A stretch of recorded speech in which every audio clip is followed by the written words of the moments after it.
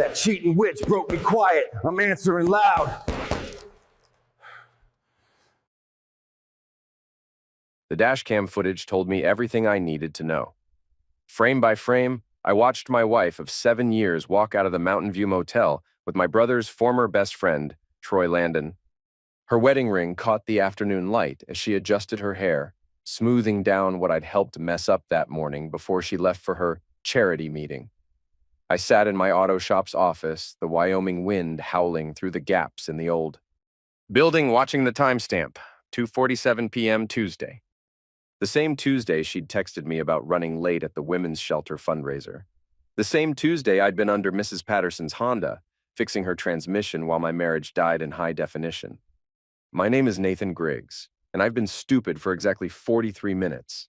That's how long it took me to drive home, retrieve the dash cam I'd installed in Melissa's car last week, and confirm what my gut had been screaming for months. I rewound the footage. There she was again, laughing at something Troy said as they walked to separate vehicles. Troy Landon, 6'2", square jaw, the kind of confidence that comes from never having to work for anything. He owned 3 businesses now, inherited from his father's construction empire. The same Troy who used to crash on our couch during his divorce 2 years ago, eating our food and borrowing money he never repaid.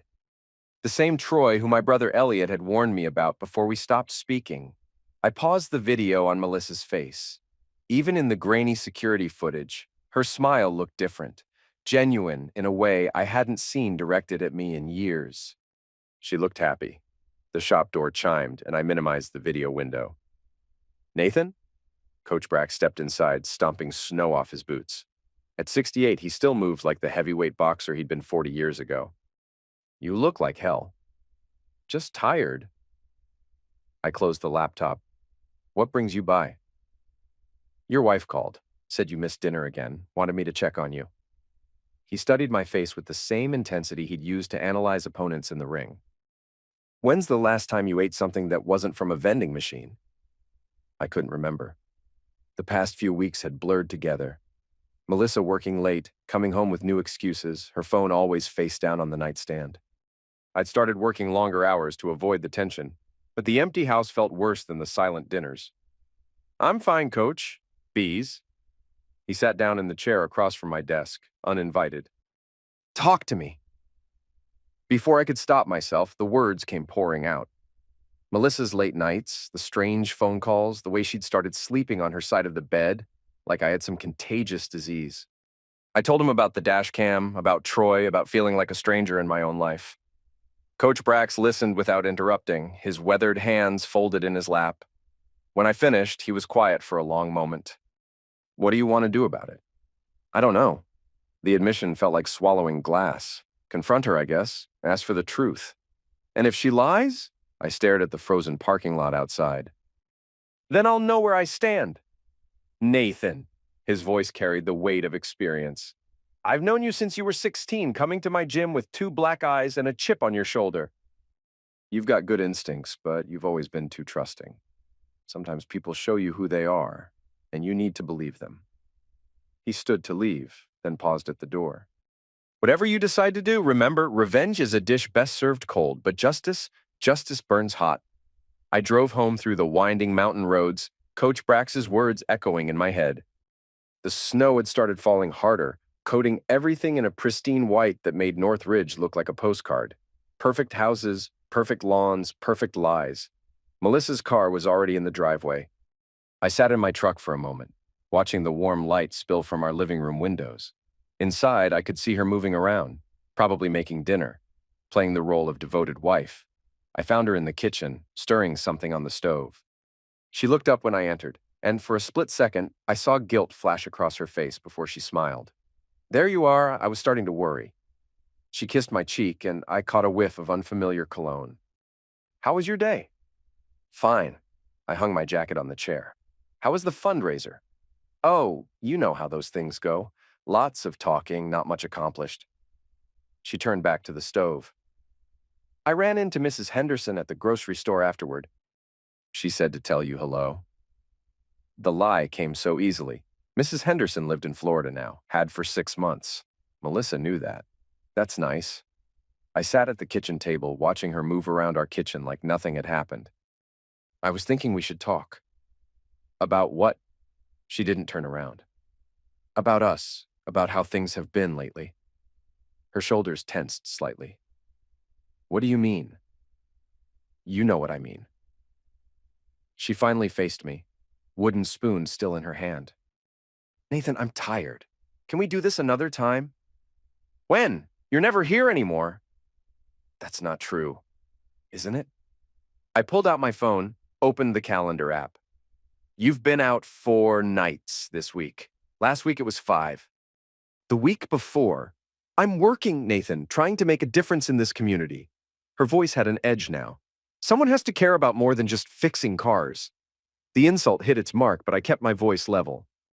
Is that what this is about? My job? Your job is fine. You're fine. Everything's fine. She turned back to the stove, stirring more aggressively. I don't know why you're making this into some big thing. I stood up slowly, feeling something shift inside my chest. Show me your phone. What? Your phone. Show it to me. She laughed, but it sounded forced. That's ridiculous. Why would I? Because I asked. Because I'm your husband, and I'm asking you to show me your phone. No. The word came out sharp and final. I'm not doing this. I'm not playing these paranoid games with you. I nodded, understanding flooding through me like cold water. Okay. Okay? Yeah, okay. I grabbed my jacket from the chair. I'm going back to the shop. Nathan, wait. But I was already out the door, leaving her standing in our kitchen with dinner burning on the stove and lies still fresh on her lips. The next morning, I called in sick to work for the first time in 3 years. Instead of opening the shop, I drove to the Mountain View Motel and parked across the street at the diner. I ordered coffee and a breakfast sandwich I couldn't taste, and I waited. At 11:30 a.m., Troy's black Silverado pulled into the motel parking lot. He sat in the truck for a few minutes, checking his phone, before walking to room 117. He had a key. 20 minutes later, Melissa's Honda pulled up. She parked 3 spaces away from Troy's truck, looked around nervously, then hurried to the same door. I sat in that diner booth for 2 hours, drinking coffee until my hands shook, watching the door to room 117. When they finally emerged, Troy walked out first, adjusted his collar, and headed to his truck without looking back. Melissa waited another 10 minutes before leaving, checking her reflection in her car window like she was preparing for a performance. I followed her to the grocery store, watched her buy ingredients for dinner like she hadn't just spent the afternoon in a motel room with another man. She moved through the aisles with purpose, probably planning what stories she'd tell me about her day. At home that evening, she was almost cheerful. She'd made my favorite meal pot roast with potatoes and carrots. She asked about my day, told me about her meeting with the shelter volunteers, even suggested we watch a movie together. I played along, nodding and smiling and pretending I didn't know she was lying to my face. But inside, something had crystallized.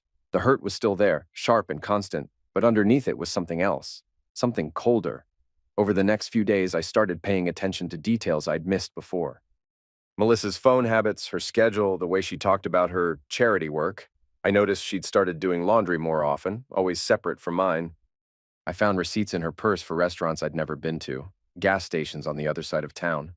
I also started making calls to old friends, former coworkers, people I'd lost touch with over the years.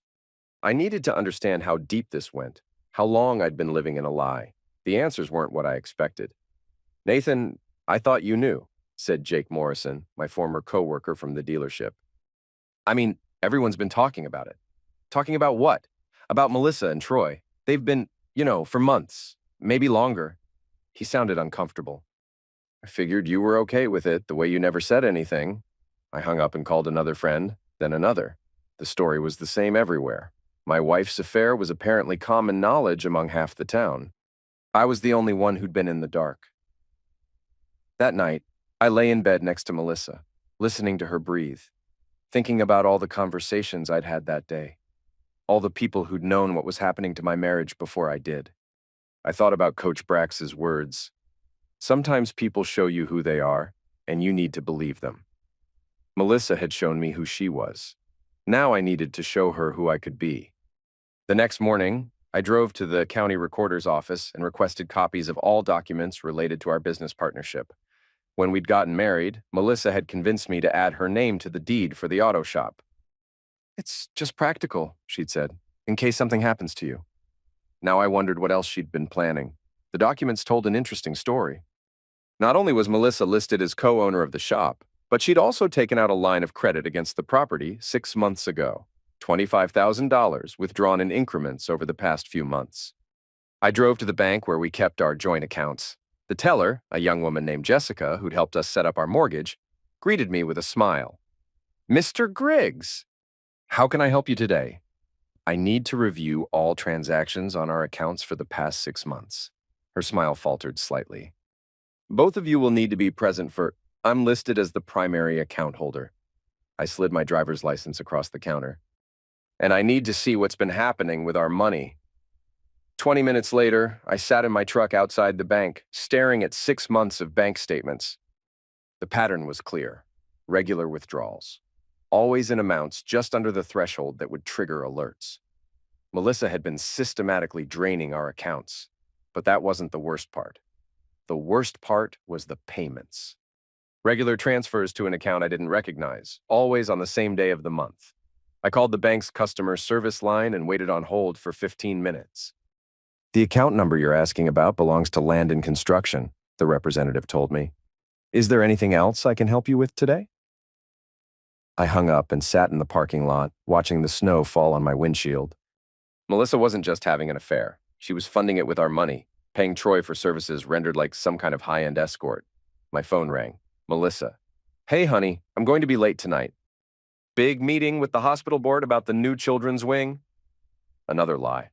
I'd called the hospital that morning. There was no meeting scheduled. "Okay," I said. "Don't wait up." "Nathan? Are you feeling all right? You sound strange." "Just tired. I'll see you later." I drove home and went straight to our bedroom, to the dresser where Melissa kept her jewelry and important papers. In the bottom drawer, hidden under a stack of old photo albums, I found a folder marked Personal. Inside were documents I'd never seen before: investment papers for a property in Denver, insurance policies where she was the sole beneficiary, and at the bottom, a series of text message printouts between Melissa and someone listed as T. The messages went back 8 months. T. "Can't wait to get out of this place. Denver's looking better every day." M. "Soon. Everything's almost ready." "He doesn't suspect anything." T. "You sure about this? Seems like a lot of risk." M. "Trust me, by Christmas we'll be set. New life, new city, and enough money to start over properly." T. "What about Nathan?" M. "What about him? He'll survive." "He always does." I sat on the edge of our bed, reading through months of messages that detailed the systematic dismantling of my life. They'd planned everything: the affair, the money, the escape to Denver. I was just an obstacle to be managed until they could disappear. But the final message was what made my hands shake. M.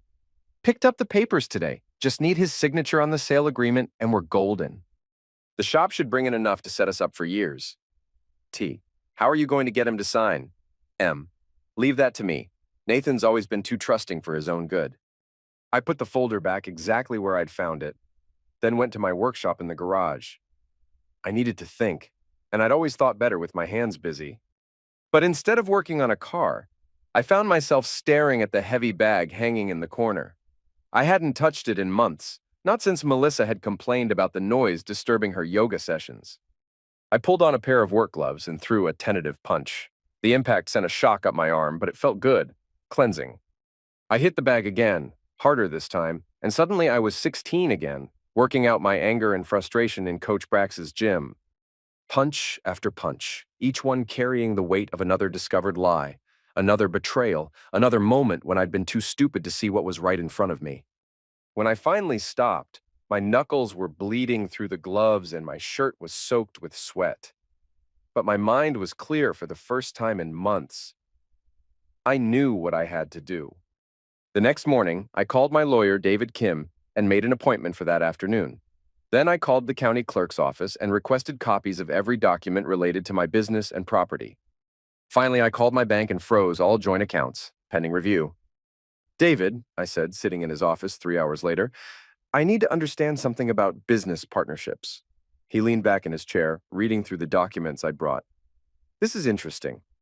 Your wife is listed as co-owner, but she's not involved in day-to-day operations.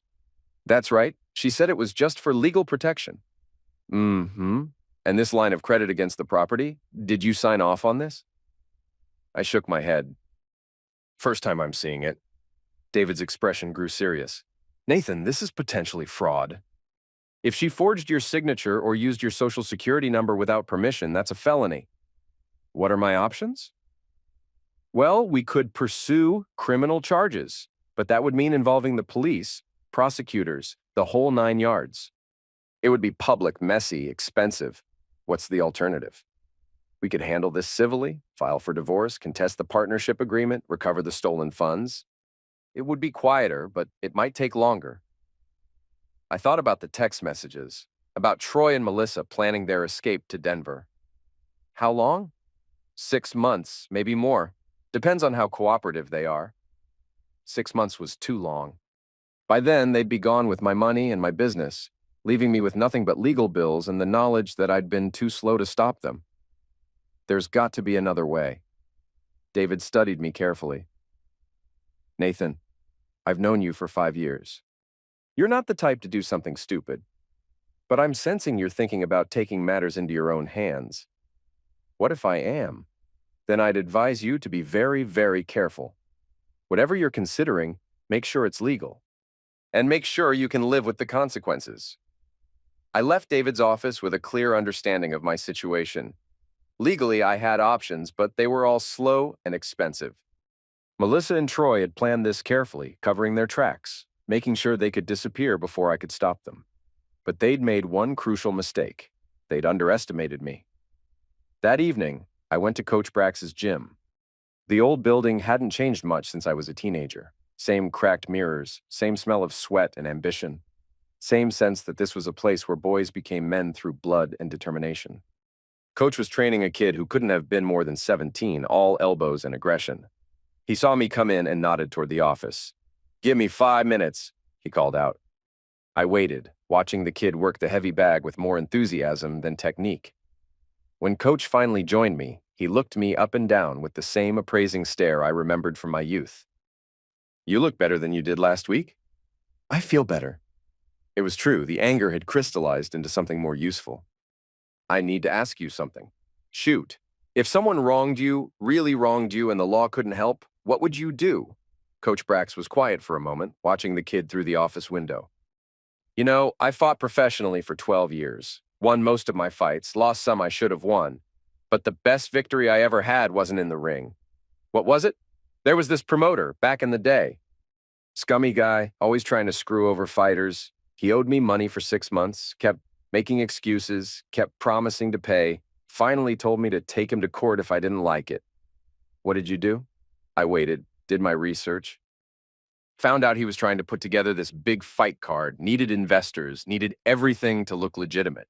So I started making some calls, telling people what kind of man they were really dealing with. Nothing illegal, nothing I couldn't prove, just the truth, shared with the right people at the right time. Did it work? Coach Brax smiled. His fight card fell through. Lost his gym, his house, his reputation. Last I heard, he was selling insurance in Nebraska. And you never laid a hand on him? Didn't need to. See, Nathan, there's more than one way to destroy someone. You can knock them down, sure, but that's temporary. Physical pain heals. But reputation, trust, self-respect, those things, once broken, they're damn near impossible to fix. I understood. You're talking about psychological warfare. I'm talking about consequences. Your wife and her boyfriend, they think they're smart. They think they've got you figured out, but smart people make mistakes too, especially when they get overconfident. So what do you suggest? I suggest you stop reacting and start planning. Stop being the sufferer and start being the architect of their destruction. Over the next few days, I began to see my situation differently. Instead of a man who'd been betrayed, I was a general planning a campaign. Instead of a sufferer, I was a strategist with superior intelligence about my enemy's weaknesses. The first step was gathering more information. I needed to understand not just what Melissa and Troy were doing, but how they were doing it and what they cared about most. I started by calling my brother Elliot. We hadn't spoken in 2 years, not since our father's funeral when he'd warned me about Troy's character, and I'd been too stubborn to listen. But now I needed to swallow my pride. Nathan? Elliot sounded surprised to hear from me. Is everything okay? Not really. I need to ask you about Troy Landon. A long pause. What about him? You tried to warn me about him before. I should have listened. What's going on? I told him everything. The affair, the money, the plan to steal my business and disappear. Elliot listened without interrupting, and when I finished, he was quiet for a long moment. I'm sorry, Nathan. I really am. It's not your fault, but I need to know, what did you see in Troy that I missed? Troy's a user, Elliot said. Always has been. In high school, he'd charm his way into people's lives, take what he needed, then move on when things got complicated.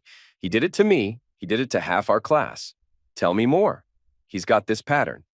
He finds someone with something he wants. Money, connections, a business opportunity, and he becomes their best friend. Then he starts working on their weaknesses, their insecurities. Before they know it, they're doing things they never thought they'd do. Sounds familiar. The thing about Troy is, he's not actually that smart. He's just good at reading people, at finding their buttons and pushing them. But he's also lazy. He takes shortcuts, cuts corners, and he's got a temper when things don't go his way. This was useful information. What else? He cares about his image more than anything, always has. He needs people to see him as successful, as the guy who has it all figured out. Take that away from him, and he falls apart. After hanging up with Elliot, I spent the evening researching Troy's businesses. Landon Construction had 3 ongoing projects in Northridge, all of them high-profile jobs for wealthy clients. I cross-referenced the names with my customer list at the auto shop and found some interesting connections. Mrs. Patterson, whose Honda I'd been fixing, was married to the town's building inspector. The Hendersons, before they moved to Florida, had been planning to hire Troy for a major renovation. The Clarks, who brought their BMW to me every 3 months, were Troy's biggest investors. I was beginning to see the web of relationships that made Northridge function, and I was starting to understand how to use that web to my advantage. The next morning, I reopened the auto shop after being closed for 3 days. My first customer was Mrs. Patterson, picking up her Honda. Nathan, I was so worried when I saw the closed sign, she said, signing the repair order. Everything all right? Just dealing with some personal issues. Thanks for your patience. Well, you know if there's anything Chuck and I can do to help. She paused, then lowered her voice. I heard some talk around town. About Melissa and that Landon boy? I hope it's not true. I looked up from the paperwork. What kind of talk? Oh, you know how people gossip. Probably nothing to it. But her expression suggested otherwise. Mrs. Patterson, can I ask you something? Off the record? She nodded. Your husband's the building inspector, right? Has he ever had any issues with Troy's construction work? Her face darkened. That's a complicated question. How so? Well, Chuck's always been honest about his job. Follows the rules, doesn't play favorites. But lately, he's been frustrated with some of the projects he's had to sign off on. Troy's projects? I can't say specifically, but she looked around the shop to make sure we were alone. Chuck's been losing sleep over some of the corner cutting he's been seeing, says it's not his job to be a whistleblower, but he's worried someone's going to get hurt. This was exactly the kind of information I needed. If your husband ever wants to talk to someone who might be able to help him do the right thing, tell him to call me. Mrs. Patterson studied my face. Nathan, whatever you're thinking of doing, be careful. The Landons have a lot of influence in this town. I appreciate the warning. After she left, I called David Kim. I need you to do some research for me, I told him. Landon Construction. I want to know about their permits, their inspections, their safety records. Everything. Nathan, what are you planning? I'm planning to make sure everyone in this town knows exactly who they're dealing with. Over the next week, I began implementing what I thought of as the Coach Brax strategy. Instead of confronting my enemies directly, I would systematically undermine the foundations of their success. The first target was Troy's reputation as a reliable contractor. David's research had turned up some interesting discrepancies in Landon Construction's permits and inspection records. Nothing criminal, but definitely cutting corners in ways that could be embarrassing. if they became public knowledge. I started by having casual conversations with Troy's clients when they brought their vehicles to my shop. Nothing accusatory, just friendly questions about their construction projects, mixed with subtle expressions of concern. "Oh, you're having Troy do your kitchen remodel?" I'd say. "That's great. I hope he's using the right permits this time. You know how strict the county's been getting about that stuff?" Or, "Troy's working on your addition. Make sure he's using proper foundation materials. I heard there was some issue with one of his other jobs, but I'm sure it was just a misunderstanding."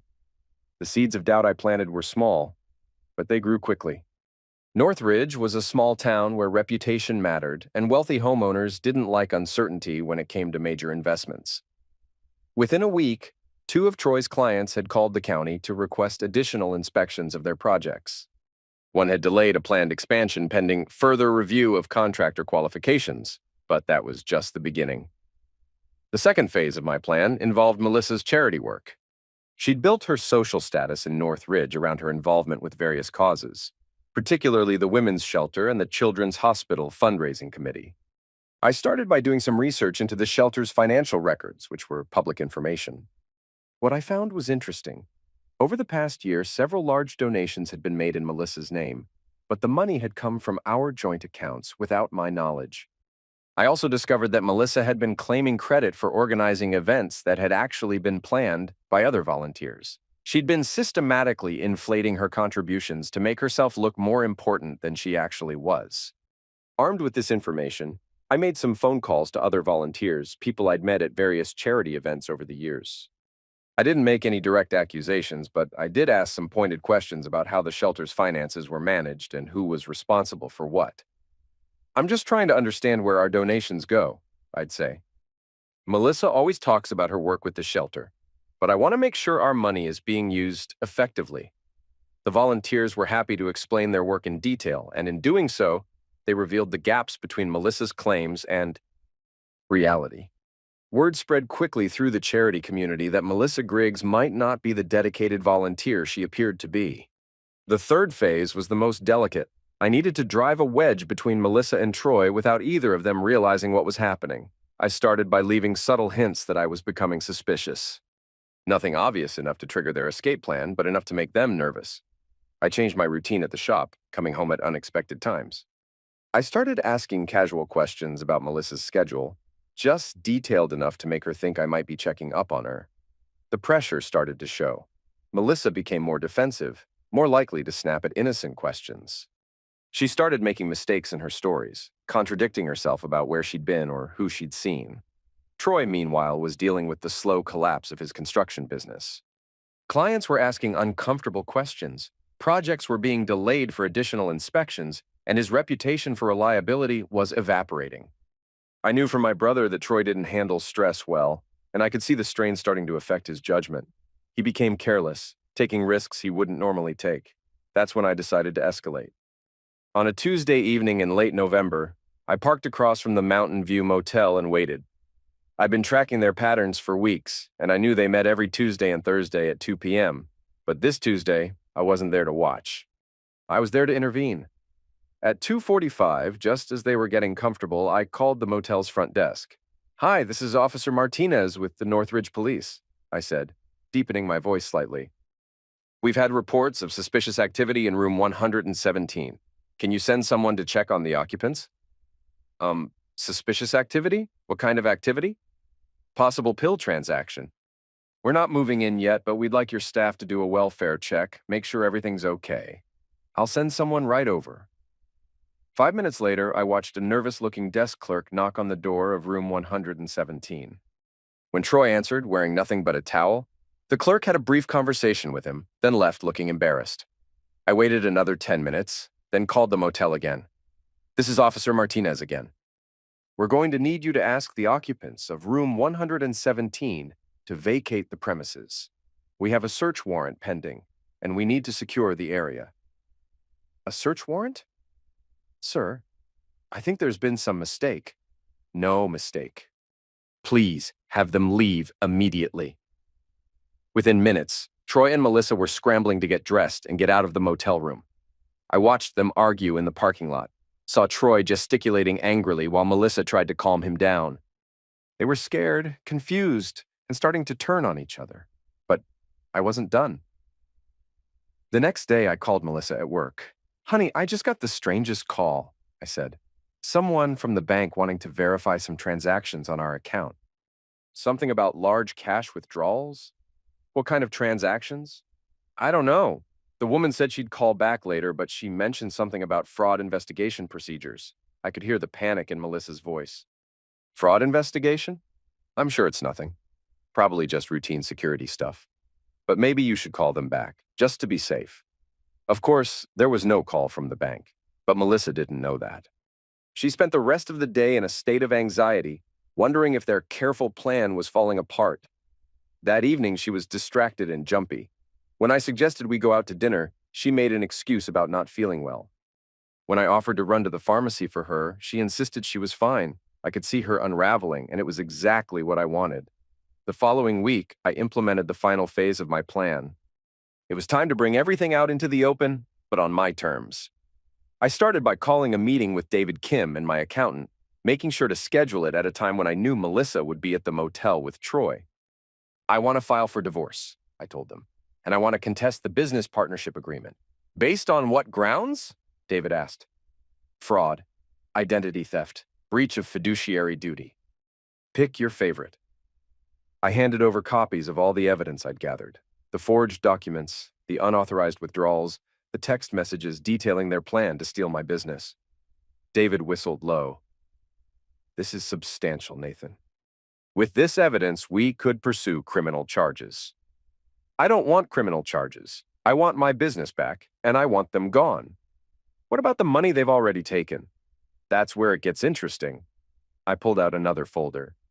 "I've been tracking their spending. Guess where most of our money went?" David flipped through the bank records I'd assembled. A down payment on a condo in Denver, furniture, moving expenses, setting up new accounts. He looked up. "They spent your money to finance their escape."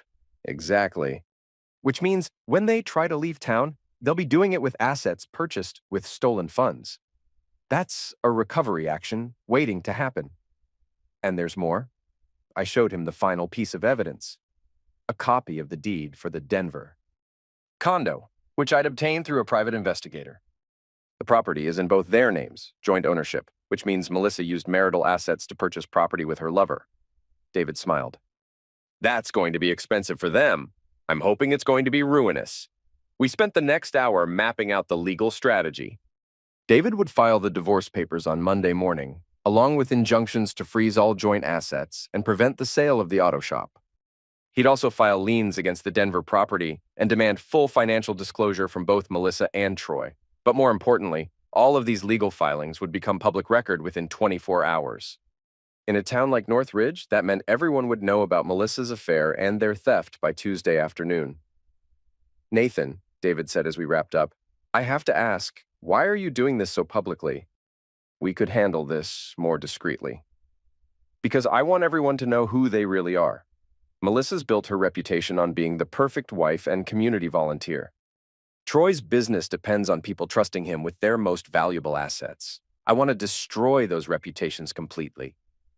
"That's comprehensive." "They tried to destroy my life quietly behind my back. I'm going to destroy theirs in broad daylight." I left David's office feeling lighter than I had in months. For the first time since discovering the affair, I was in control of the situation. That evening, I came home to find Melissa pacing in our living room, talking on her phone. She looked up when I entered, quickly ended her call, and forced a smile. "How was your day?" she asked, but I could see the tension in her shoulders. "Good." "Busy?" I sat down across from her. "Everything okay? You seemed stressed." "Just work stuff. You know how it is." I nodded sympathetically. "Speaking of work, I've been thinking about expanding the shop. Maybe bringing in a partner." Her face went pale.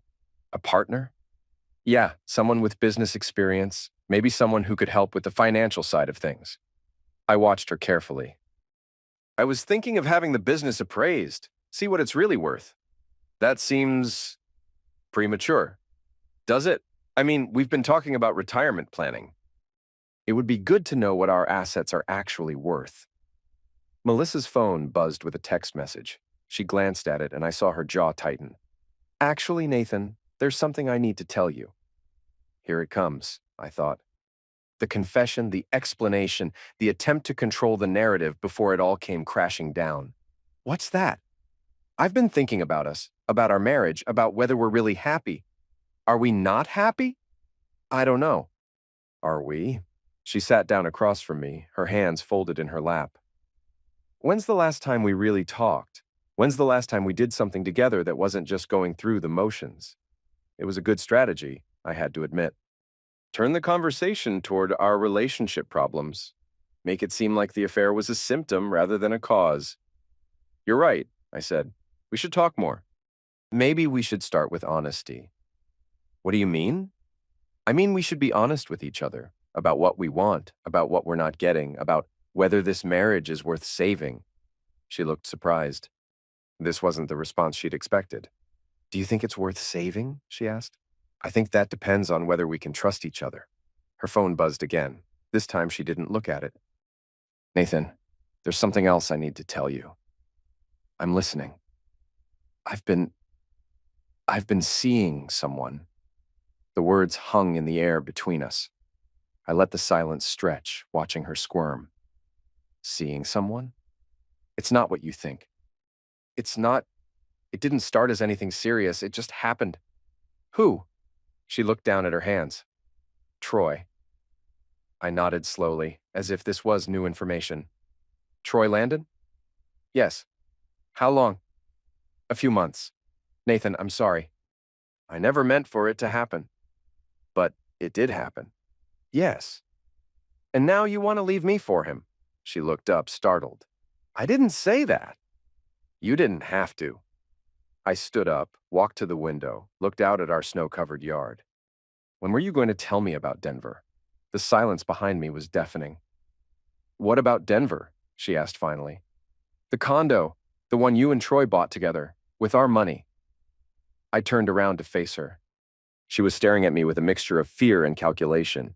How did I find out? Does it matter? She stood up slowly, like a trapped animal trying not to spook. Nathan, let me explain. Explain what? How you've been stealing from our accounts. How you forged my signature on business documents. How you've been planning to disappear with my money and my business. It's not like that. What's it like then? It's complicated. Try me. She was quiet for a long moment, thinking. I could see her weighing her options, trying to decide between continued deception and damage control. I was going to tell you, she said finally. When? After you disappeared? No, I was going to ask for a divorce. I was going to do this right. By stealing everything I own? It's not stealing. We're married. It's community property. The business isn't community property. You know that. You put my name on the deed? For legal protection. Not so you could sell it behind my back. She was getting angry now, which was a mistake. Angry people make errors. You want to know the truth, Nathan? The truth is that I've been miserable for years. Miserable in this marriage, miserable in this town, miserable pretending to be someone I'm not. So you decided to become someone else. With my money. It's not just about the money. Isn't it? Then why not just ask for a divorce? Why all the lies, all the theft, all the sneaking around? Because I knew you'd make it difficult. I knew you'd try to keep everything, leave me with nothing. So you decided to leave me with nothing instead. I took what I deserved. What you deserved. I walked back to my chair, sat down, looked at her standing there in our living room like a stranger. Tell me, Melissa, what did I do to deserve this? What did I do to deserve to have my wife steal my business, my money, my life? You stopped trying. The words came out in a rush. You stopped caring about anything except that garage.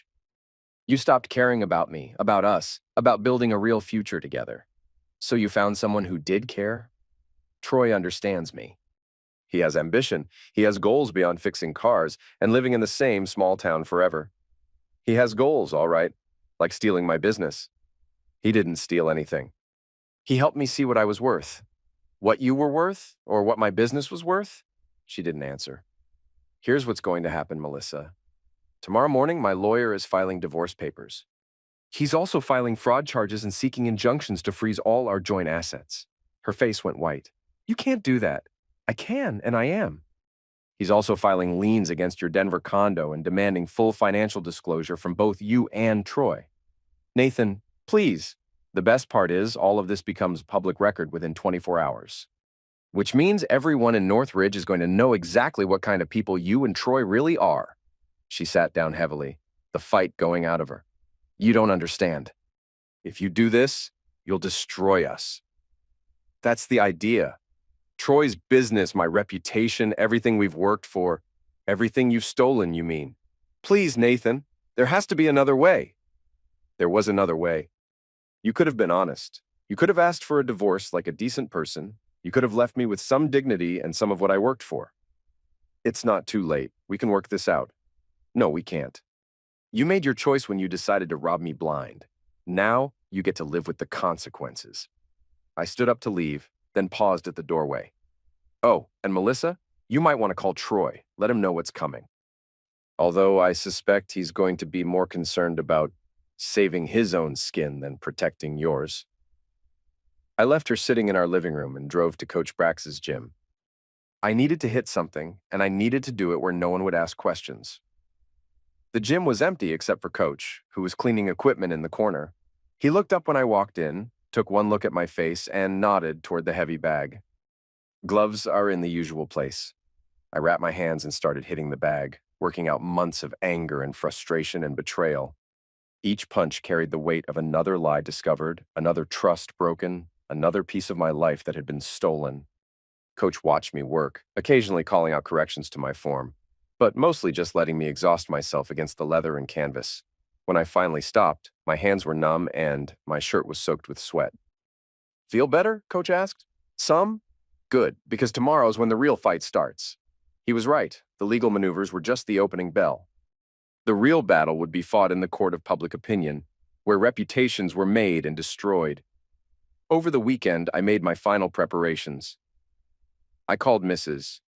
Patterson and asked if her husband would be willing to meet with my lawyer about the building code violations he'd been worried about. I reached out to several of Troy's former clients and asked if they'd be interested in sharing their experiences with other potential customers. Most importantly, I called my brother Elliot. I need a favor, I told him. Name it. I need you to come home for a few days. There's going to be some drama, and I could use someone in my corner. Troy and Melissa? It's all coming out tomorrow. I wanted you to hear it from me first. I told him about the legal filings, about the evidence I'd gathered, about my plans to destroy their reputations as thoroughly as they'd tried to destroy my life. Elliot was quiet for a long moment. Nathan, are you sure about this? Once you pull this trigger, there's no going back. They pulled the trigger when they decided to rob me. I'm just returning fire. Okay, I'll be there tomorrow morning. Monday morning arrived clear and cold, with fresh snow covering the mountains around Northridge.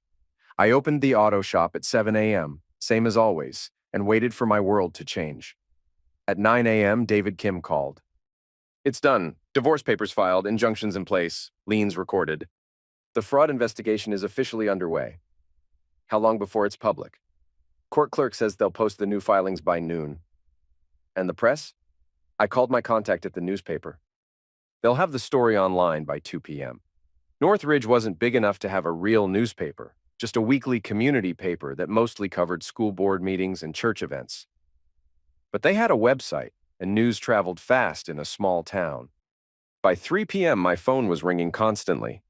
Old friends calling to express support or ask if the stories were true. Customers wanting to know if the shop was going to stay open. Reporters from the county paper wanting comments about the ongoing investigation. I didn't answer any of them. I just worked on cars and waited. At 4 p.m., Troy's black Silverado pulled into my parking lot. He sat in the truck for a few minutes, probably trying to decide what to say, then got out and walked into the shop. He looked like he hadn't slept in days. His usually perfect hair was disheveled, his clothes wrinkled. The confident swagger I remembered was gone, replaced by the desperate energy of a cornered animal. Nathan. Troy. We need to talk. Do we? Come on, man. This is getting out of hand. I put down my wrench and looked at him. What's getting out of hand? All this legal stuff? The newspaper articles, people are talking, and it's not good for anyone. It's not good for you, you mean? It's not good for any of us, including you. How do you figure? You think this makes you look good? Everyone knowing your wife was cheating on you? Everyone knowing you couldn't keep your own house in order? It was a weak play, but I could see he was desperate. Everyone knowing that my wife was a thief and a liar? Everyone knowing that my business partner was helping her steal from me? Yeah, Troy. That makes me look terrible. It doesn't have to be like this. We can work something out. What kind of something? I'll pay back the money. We'll call off the divorce, work on the marriage. Nobody has to get destroyed here. You'll pay back the money you stole from me so you can keep stealing from me? That's your offer? Nathan, be reasonable. I am being reasonable. I'm letting the legal system handle this instead of handling it myself. What's that supposed to mean? I stepped closer to him, close enough that he could see the anger in my eyes. It means you should be grateful I'm a civilized man, Troy. Because if I wasn't, you'd be in the hospital right now instead of in my shop. He took a step back. Are you threatening me? I'm explaining to you how much restraint I'm showing. This isn't over, Nathan. You're right, it's not. It's just getting started. He left without another word, and I went back to work. But I knew he'd be back, probably with a different approach. Desperate people do desperate things. I was right. That evening, Melissa came home. I was in the kitchen making dinner when she walked in, looking like she'd been crying for hours. Nathan, please, we have to stop this. Stop what? The lawyers, the newspaper stories, all of it. It's destroying both of us. It's destroying you. I'm just fine. Your customers are going to start asking questions. People are going to wonder if they can trust you to run a business. My customers know me, Melissa. They know I'm honest, reliable, and good at what I do. That's more than anyone can say about you or Troy right now. This isn't what I wanted. What did you want? I wanted a clean break. I wanted both of us to move on with our lives. With my money. With a fair settlement. There's nothing fair about stealing, Melissa. She sat down at the kitchen table, put her head in her hands. What do you want from me, Nathan? What will it take to make this stop? I want you gone. I want my business back. I want my money back. And I want everyone in this town to know exactly who you are. And if I give you all that, then maybe I'll consider not pressing criminal charges. She looked up. You'd do that? You'd let this go? I'd consider it. What are your terms? I sat down across from her. Full financial disclosure. Every account, every asset, every debt. You sign over your share of the business to me. No contest. You pay back every penny you stole with interest, and you disappear from Northridge permanently. And Troy can make his own deals, or not. The money. Nathan, we don't have it all anymore. The condo, the furniture, and the moving expenses, then you'll have to sell the condo. We'll lose money on it. The market's not good right now. That's not my problem. She was quiet for a long moment, thinking. If I do this, if I agree to everything, will you call off the media attention? Stop the public humiliation? The legal filings are public record, Melissa. I can't change that. But you could stop talking to reporters. You could tell people you want to handle this privately. Why would I do that? Because maybe, deep down, you still care about me enough not to want to see me completely destroyed. It was a good try, appealing to whatever feelings I might still have for her. But she'd miscalculated. The woman I cared about wouldn't have stolen from me. The woman I cared about wouldn't have lied to my face for months. The woman I cared about is gone if she ever existed at all. So that's it? No mercy, no compromise. You had your chance for mercy when you could have been honest. You chose deception instead. Fine. She stood up, and I could see something hardening in her expression. If that's how you want to play this, then we'll play it your way. What's that supposed to mean? It means you're not the only one with lawyers, Nathan. It means maybe I'll fight back. With what? You don't have any money left, remember? You spent it all on your love nest. I have other resources, such as people who know things about you that might be interesting to the right audience. Now she was trying to threaten me. It was almost funny. What kind of things? Like how you've been stalking Troy and me for weeks. Like how you broke into my personal papers without permission. Like how you've been maltreating our friends and clients. Stalking? I watched my wife commit infidelity with my business partner. Maltreatment? I told people the truth about what kind of people they were dealing with. Breaking and entering? I looked through papers in my own house. A jury might see it differently. A jury might see a lot of things differently, Melissa. Like how you forged my signature. Like how you stole my money. Like how you planned to disappear with my business. Those are just civil matters. Fraud is a felony. Good luck proving intent. I've got your text messages, remember? The ones where you and Troy discussed stealing my business and leaving me with nothing? Her face went pale again. She'd forgotten about the messages. How did I get them? Does it matter? She sat back down, the fight going out of her again. Nathan, please, I'm begging you. Don't do this. I'm not doing anything, Melissa.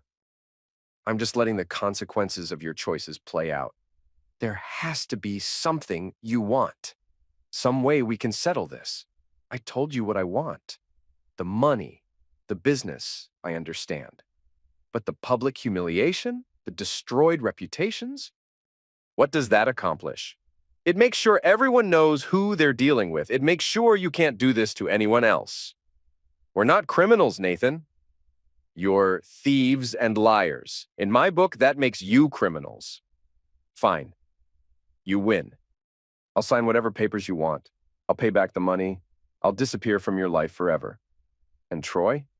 Troy will have to make his own decisions. When? When what? When will you sign the papers? When will you start paying back the money? When will you disappear? I need time to... You've had months to plan this, Melissa. Now you can have days to undo it. That's not reasonable. Nothing about the situation is reasonable. You made sure of that. She looked at me for a long moment, and I could see her finally understanding that I wasn't going to back down, wasn't going to be manipulated or threatened or bargained with. You've changed, Nathan. No, I haven't. I've just stopped being a doormat. The man I married would never have done something like this. The woman I married would never have given me a reason to. She left that night, and I didn't see her again for 3 days. When she returned, it was with a lawyer and a stack of papers. My client is prepared to settle all claims, the lawyer said. He was a thin man in an expensive suit who looked like he'd rather be anywhere else. What are the terms? David Kim asked. A full dissolution of the business partnership with all assets reverting to Mr. Griggs, complete financial accounting and restitution of all disputed funds, uncontested divorce with no claim to alimony or shared assets. And in return, Mr. Griggs agrees to limit his public statements about the case and to refrain from pursuing any criminal charges. David looked at me. I nodded. We'll need to review the terms, but that sounds acceptable in principle. It took another week to finalize all the paperwork, but by the end of November, it was done. Melissa signed over her share of the auto shop, provided a complete accounting of all the money she'd taken, and agreed to a payment plan to return every penny. The divorce was uncontested and final.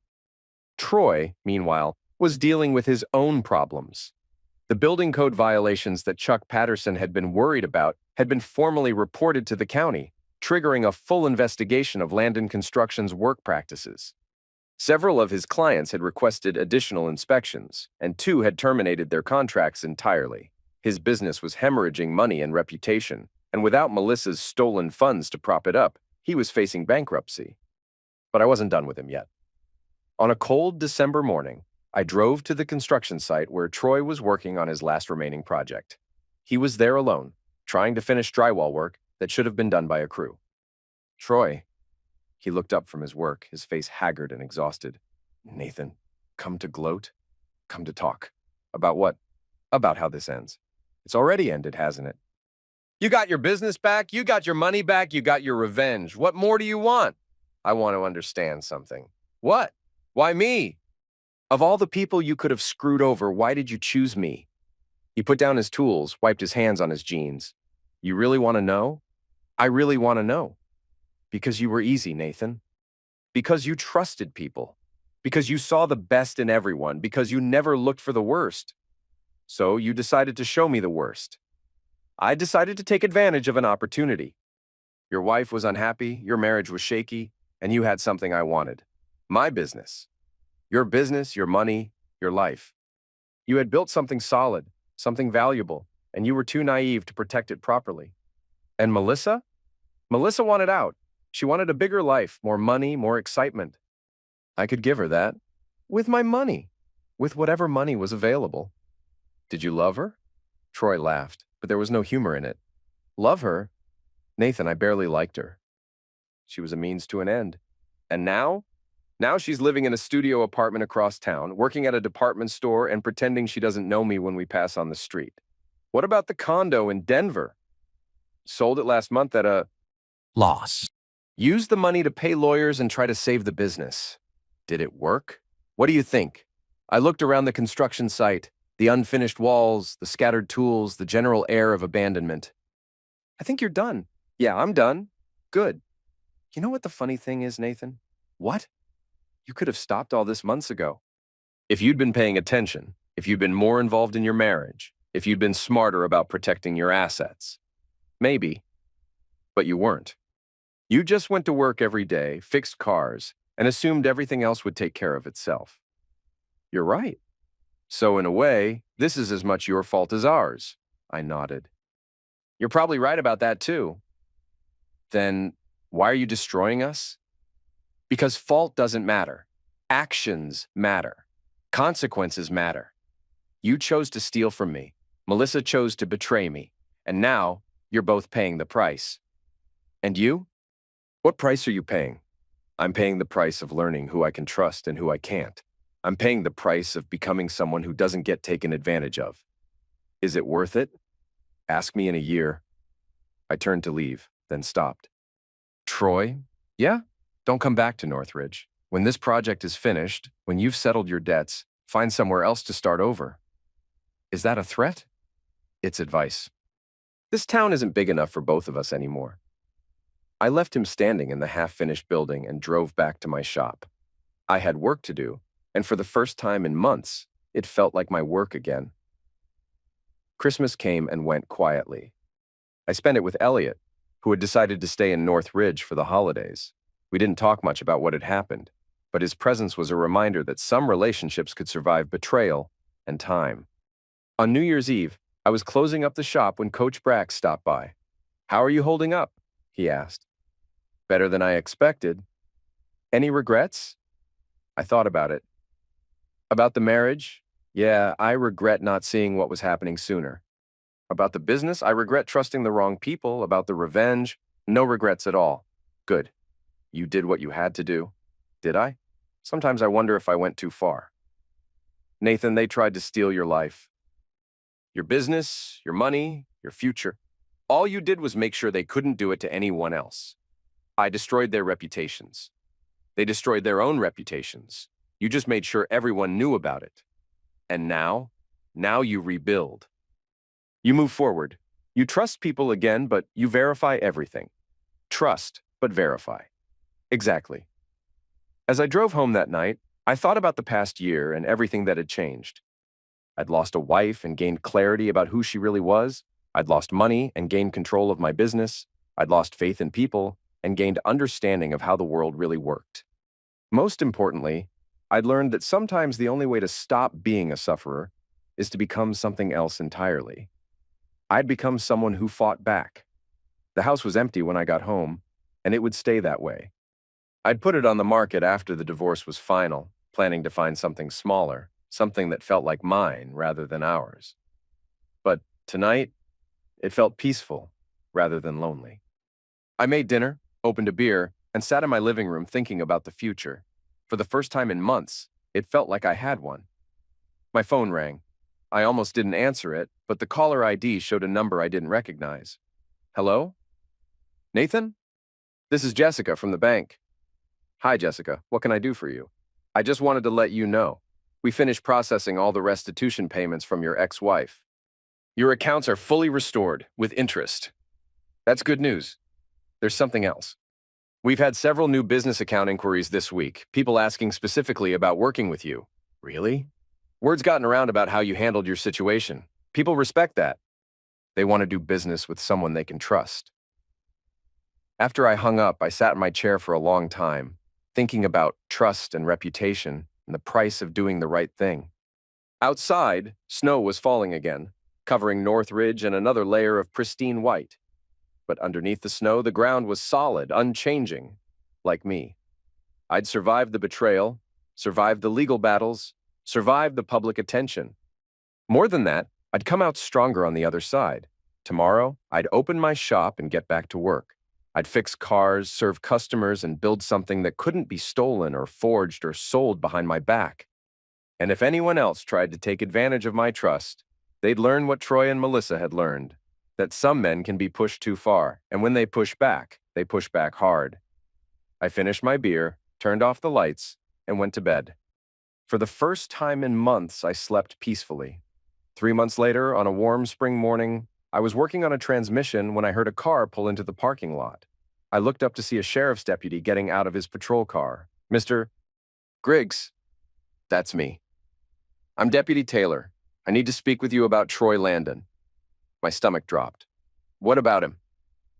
"He was found dead this morning in his apartment. Apparent self-destruction."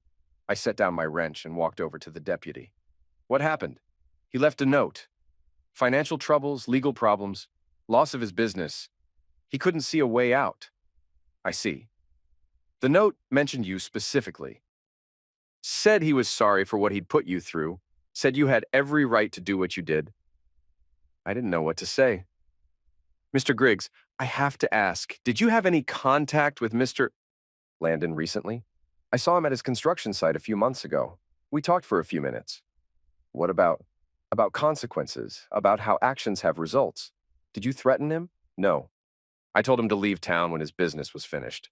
That could be construed as a threat. It could be construed as advice." The deputy studied me for a moment. "Mr. Griggs, I've been a cop for 15 years. I've seen a lot of domestic disputes, a lot of business conflicts, a lot of situations where people get hurt. And sometimes when someone destroys another person's life, they need to face consequences. What you did, the legal route, the public exposure, the systematic dismantling of their operation that took patience and intelligence. Is that a compliment? It's an observation. You could have handled this with violence. You could have made it personal and bloody. Instead, you made it legal and thorough. So Troy Landon chose his own way out. That's not on you." After the deputy left, I stood in my parking lot for a long time, thinking about Troy's final decision. Part of me felt guilty, wondering if my campaign of revenge had pushed him over the edge. But a larger part of me felt nothing at all. He'd made his choices, and I'd made mine. The consequences were what they were. I went back to work on the transmission. That evening, I called Elliot and told him what had happened. "How do you feel about it?" he asked. "I don't know. Empty, I guess. Regrets? I regret that it came to this. I regret that he couldn't find another way to deal with what he'd done." "But you don't regret what you did?" "No. I don't regret that." "Then you're handling it right." A week later, I got a call from Melissa. She'd heard about Troy's passing and wanted to talk. "I just wanted to say I'm sorry," she said. "About Troy, about everything." "Okay. Nathan, I know you probably don't want to hear this, but I need you to know what we did to you was wrong. There's no excuse for it. You're right." "There isn't." "I've been thinking about it a lot lately, about how things got so bad between us." "Have you?" I think I lost myself somewhere along the way. I started wanting things I couldn't have, started resenting the life we'd built together. And that justified stealing from me? No, nothing justified that. I was selfish and stupid and cruel. Yes, you were. I just wanted you to know that I understand that now, and I'm sorry. Apology noted. Is there any chance, any possibility that someday we could be friends again? I thought about it for a moment. No, Melissa, there isn't. I understand. Do you? Because I'm not sure you do. You didn't just betray me as a husband. You betrayed me as a partner, as a friend, as a human being. You tried to destroy my life for your own benefit. I know. And now Troy's dead, and you're working in a department store, and I'm exactly where I was before I met you. Except now I know what people are really capable of. Nathan, I'm not angry anymore, Melissa. I'm not hurt anymore. I'm just done. With you, with Troy, with all of it. So this is really how it ends? This is how it ended months ago. Today is just confirmation. I hung up and deleted her number from my phone. That night I drove up to the overlook above North Ridge. where you could see the whole town spread out below. The lights twinkled in the darkness, each one representing a family, a business, a life being lived. I thought about the past year and everything I'd learned, about trust and betrayal, about consequences and revenge, about the price of being naive and the cost of fighting back. I thought about Troy, lying in his apartment with a note explaining why he couldn't go on. I wondered if he'd thought about me in those final moments, if he'd blamed me for his decision, or taken responsibility for his own actions. I'd never know, and it didn't matter. What mattered was that I'd survived.